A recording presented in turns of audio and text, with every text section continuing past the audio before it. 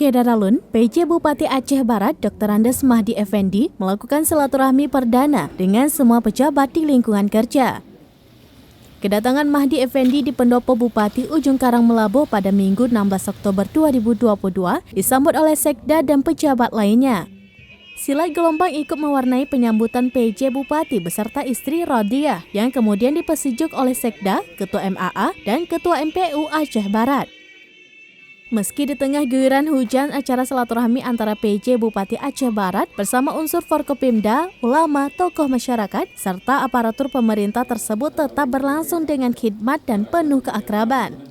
Mahdi Effendi yang dilantik pada tanggal 11 Oktober 2022 lalu itu mengatakan amanah yang dipercayakan kepadanya merupakan bentuk tanggung jawab yang besar dan harus dilaksanakan dengan sebaik-baiknya demi terwujudnya masyarakat sejahtera.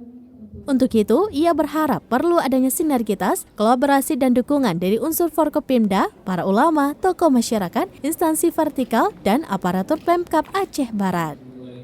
Dari Melabuh, Sa'dul Bahri, Serambi On TV.